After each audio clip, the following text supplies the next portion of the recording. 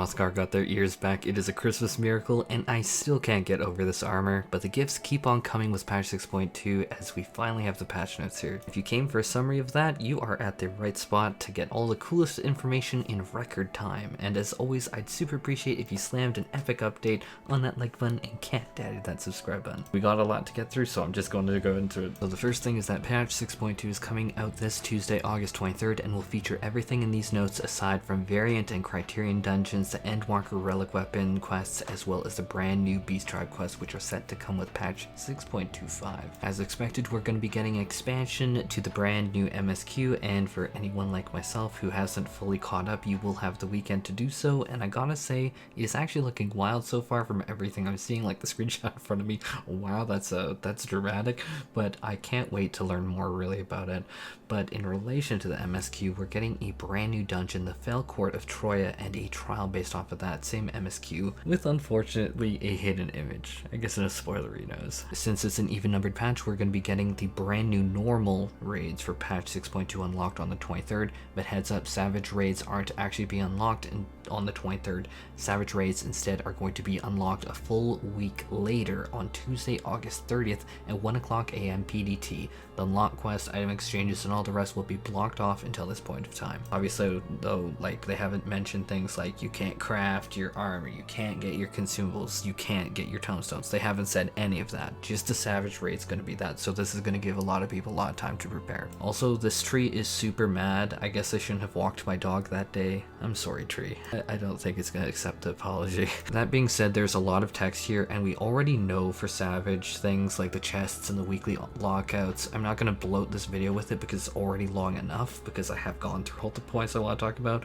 but the new information is that head, hands, and feet item exchanges only require 4 clear tokens to get, which means that you can get them 2 weeks faster, which is honestly great because, speaking for myself, my RNG is terrible. But yeah, don't get yourself too disappointed though that Savage is releasing a week later. Just sit back, relax, and enjoy the rest of the content and prepare. I think that's actually a great thing for people. Next up, there's some new side story missions that are going to be added for Tataru's Grand Blunder. I almost said blender there. And for the thing that I know that most people have been waiting for, including myself, which is going to be Island Sanctuary, which is coming on the 23rd and is going to be absolutely ruling my life for the next few months. I already did a video describing everything that we saw from the live letter with actual in-game footage that was done by Yoshi P. I'm not going to rehash that here because the video would be like half an hour longer, but the link in description and the pinned comment. But we know a few new nice things from these notes.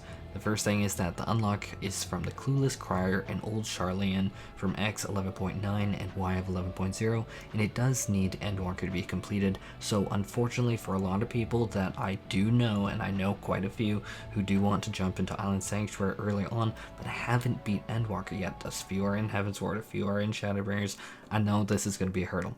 But your travel back location is another thing we know here, which is going to be from Bald Guy in Lower Lenos Cha-Cha, X of 24.9, Y of 34.8. I really kind of hope that we get an Aetheryte at some point, if I'm super honest. I really don't like the idea of going back there. Now, they also described the concept of your vision, and I don't remember hearing this before when we were going through the live letters, where you can be like guided to unlock additional goals and development features, which I think is interesting. I thought that it was going to be a little bit more open canvas than that.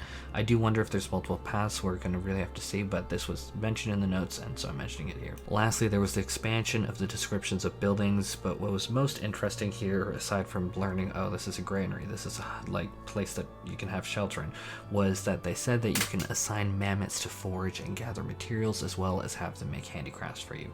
Overall, this content is extremely interesting to me, and I actually genuinely can't wait to jump in. If I sound monotone and dead, it is literally because it's like 5 in the morning and I am like dead tired, and I'm like wondering right now, how am I gonna wake up for my morning meeting?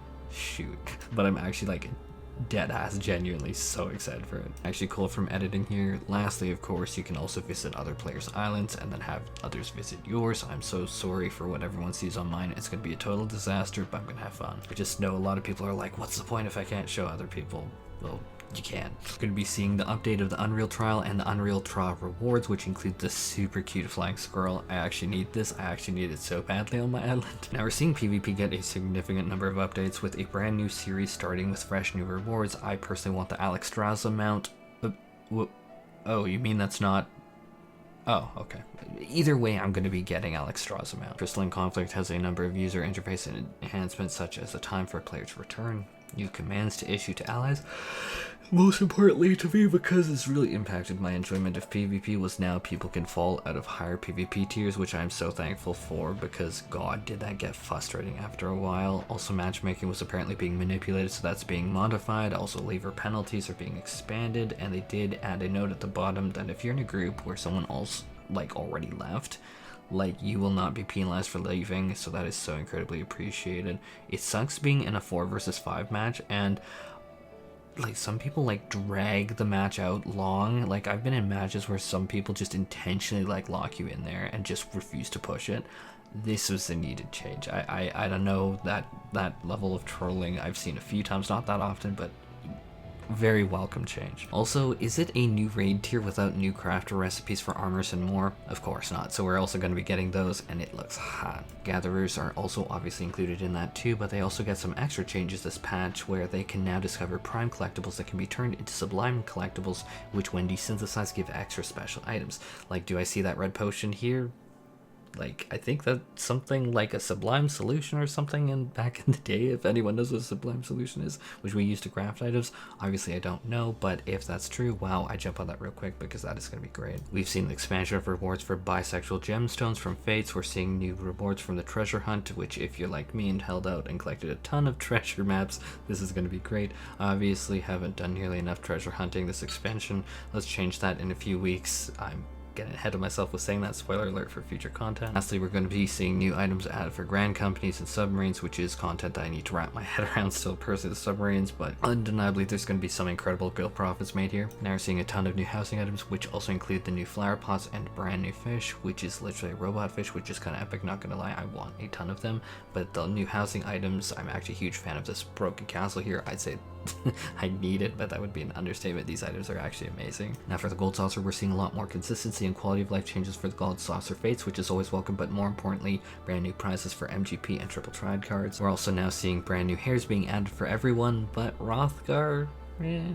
But I, for one, am also, on the other hand, extremely happy to see that Hrothgar are now being given ears on their new hairstyles. That is actually hugely appreciated, and as a Hrothgar player myself, I guess that's obvious, I also want to thank Yoshi P and the entire team for doing this. It is seen, it is appreciated. Thank you for not forgetting us, thank you. Next up is that older content has in fact been revamped, which is great news. More duty support for people who want solo experiences. We have Step of Faith being reworked. We have the Stormblood Alliance raid series being reworked. God, that's a lot to say at 5 in the morning. But this is all very good news. Stormblood Uvulise Alliance raids. Stormblood Uvulise Alliance. That is a mouthful. Here's where I joke, where that's also what they said about me. Finally, for the roundup, we are getting a ton of new mounts, chocobo barding minions, fashion accessories. Actions that we can be done while you're holding an umbrella. I guess you could call it an umbrella moat. Umbrella moat? I don't know. Will that catch on? I don't know. Even on top of all the rest we've seen in the notes so far, that's just a ton of new stuff. Now for the roundup of features is now we have control over currency settings. We can also now issue repair requests to others, which to say the least, I was shocked that you could set a reward up to 1 million gil. That's huge, and we'll want their gear repaired. But regardless, jokes aside, huge feature, not just for Savage Raiders. I've had it in Extreme Trial Farms. It's just huge. I appreciate this a lot. And then finally, player portraits are being officially released, which is cool. Also, I'm going to end this on the biggest note of wow, we have doubled Glamour Dresser Space. That is amazing. It's going up all the way from 400 to 800. That's great. Anyhow, that was a whirlwind of information. There's so much brand new content in these notes that was really hard to condense actually, and so many actually very significant updates. I hope everyone is excited as I am for 6.2, and if you enjoyed this video, I'd love if you consider dropping an Island Sanctuary on that like button and dang that subscribe button. Now for me, it's time to sleep because it's 5 o'clock in the morning and I have a meeting. I'm doomed.